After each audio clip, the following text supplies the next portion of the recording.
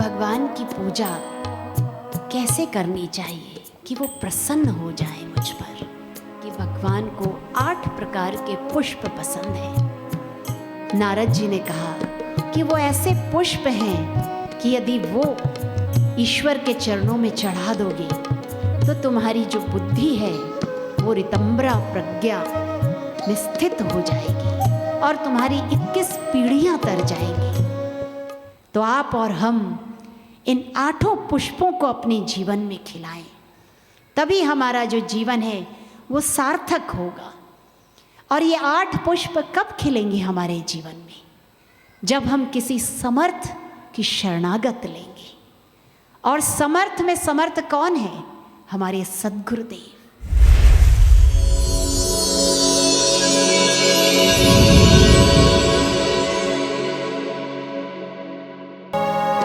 गुरुदेव को यदि प्रसन्न करना हो तो हमें क्या करना चाहिए? एक बार राजा अम्बरीश ने नारद जी से पूछा कि भगवान की पूजा कैसे करनी चाहिए कि वो प्रसन्न हो जाए मुझ पर। तब नारद जी ने कहा कि भगवान को 8 प्रकार के पुष्प पसंद हैं। तो राजा अम्बरीश ने पूछा कि वो कौन से पुष्प हैं?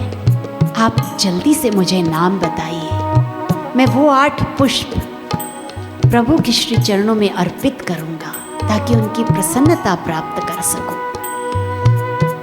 तब नारद जी ने कहा कि बताऊंगा तुम्हें, सुनते जाओ।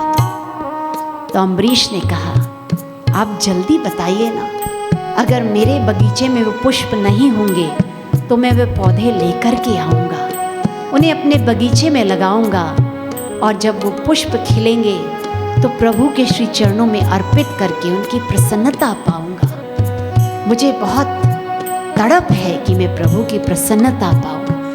तब नारद जी ने कहा कि वो ऐसे पुष्प हैं कि यदि वो ईश्वर के चरणों में चढ़ा दोगे तो तुम्हारी जो बुद्धि है वो रितंबरा प्रज्ञा में स्थित हो जाएगी और तुम्हारी 21 पीढ़ियां तर जाएंगी। तब तो अम्बरीश के हृदय में और आतुरता बढ़ गई जानने की कि वो 8 पुष्प कौन से हैं। तब नारद जी ने कहा कि वो पुष्प किसी बगीचे में नहीं उगते हैं, वो पुष्प तो तुम्हें तुम्हारे हृदय रूपे बगीचे में उगाने होंगे। तब अम्बरीश ने कहा कि आप बताइए, मैं वे पुष्प जरूर उगाऊंगा क्योंकि मुझे प्रभु की प्रसन्नता पानी है। तब राजा अम्बरीश को नारद जी ने कहा कि मैं बताऊंगा क्योंकि उन पुष्पों से हरि संतुष्ट होते हैं, लेकिन थोड़ा धैर्य रखो। तब अम्बरीश ने कहा कि नहीं, आप मुझे जल्दी बताइए क्योंकि मैं उस परमात्मा से मिलना चाहता हूँ। जैसे जल की तरंग जो है जब जल में मिल जाती हो तो जल रूप हो जाती है, जैसे घटाकाश जब महाकाश से मिल जाता है तो वो भी चिदाकाश स्वरूप हो जाता है, महाकाश स्वरूप हो जाता है। तब नारद जी ने राजा अम्बरीश को बताया कि वे 8 पुष्प हैं। सबसे पहला पुष्प है इंद्रिय निग्रह, अर्थात अपनी इंद्रियों को हम नियंत्रित करें।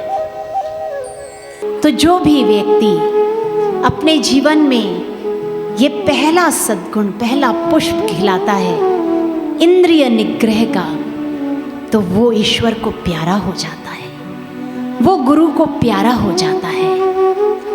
फिर दूसरा पुष्प बताया नारद जी ने कि अहिंसा का पुष्प हो हमारे जीवन में। कई बार बच्चे जो होते हैं ना, बैठे बैठे खाली बैठेंगे तो चींटियों को मारना शुरू कर देते हैं, कोई कीड़ा जा रहा होता है तो उसको तंग करना शुरू कर देते हैं, कहीं बगीचे में बैठे हो तो तिनके तोड़ना शुरू कर देते हैं, और कई तो अकारण ही किसी को जाके मार भी देते हैं।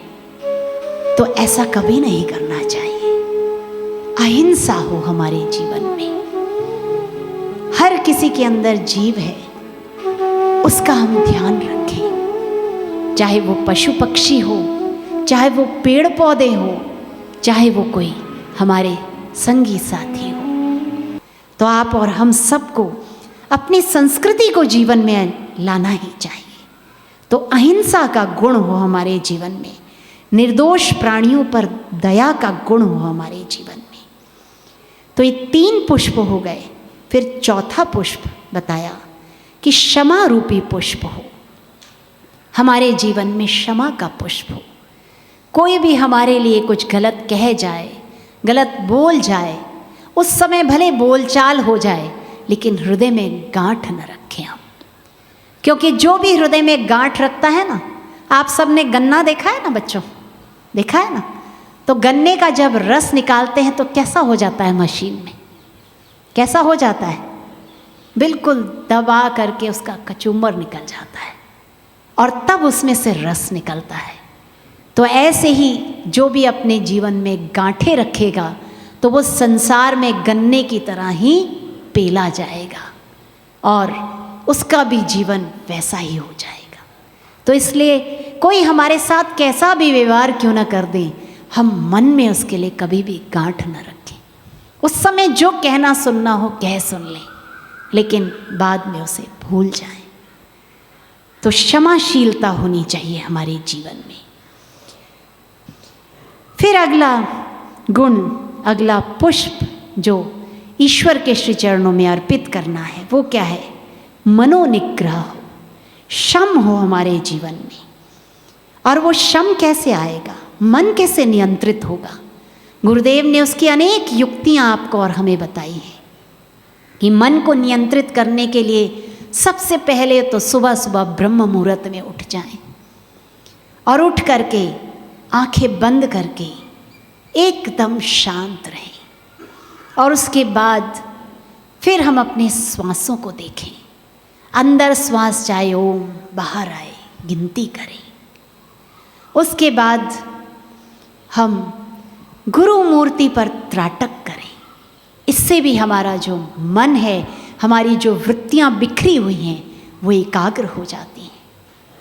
उसके बाद नारद जी ने कहा कि अगला जो पुष्प है वो क्या है कि हम जप ध्यान करें।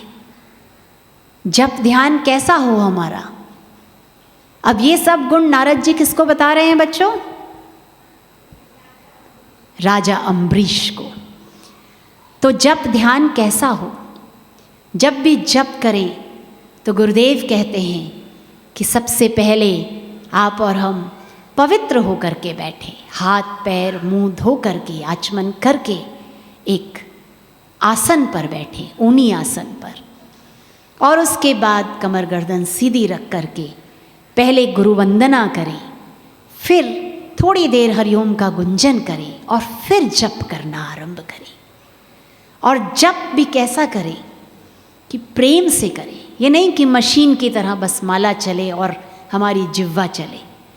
प्रेम से करें, अर्थ पर विचार करते हुए करें और धीरे धीरे अर्थ में डूबते जाएं। और यदि वो घड़ियां आ जाए कि मन शांत हो जाए तो थोड़ी देर माला को रख करके बस उस शांति में खो जाए, तब आपका और हमारा जप करना सार्थक है। फिर अगला बताया पुष्प कि सत्य का पालन हो।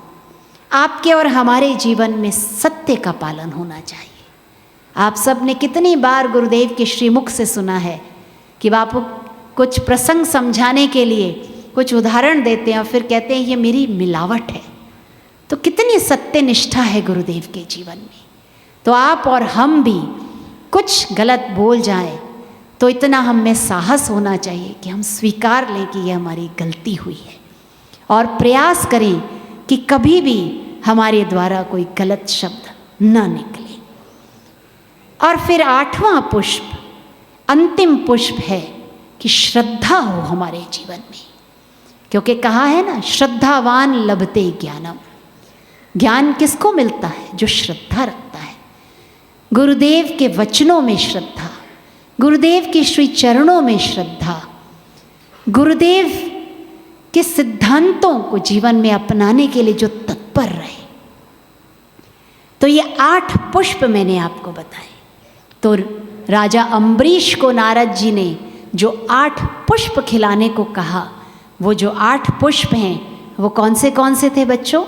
सबसे पहला पुष्प इंद्रिय निग्रह, दूसरा पुष्प अहिंसा, तीसरा पुष्प निर्दोष प्राणियों पर दया, चौथा पुष्प क्षमा रूपी गुण हो हमारे जीवन में, पांचवा पुष्प मनोनिग्रह हो, शम हो, मन को नियंत्रित करना आए हमें, छठा पुष्प था कि हम रोजाना जप और ध्यान करें ईमानदारी से, सातवां पुष्प सत्य का पालन हो, और अंतिम पुष्प था कि श्रद्धा हो हमारे जीवन में। तो आप और हम इन 8 पुष्पों को अपने जीवन में खिलाएं, तभी हमारा जो जीवन है वो सार्थक होगा। और ये 8 पुष्प कब खिलेंगे हमारे जीवन में? जब हम किसी समर्थ की शरणागत लेंगे। और समर्थ में समर्थ कौन है? हमारे सद्गुरुदेव।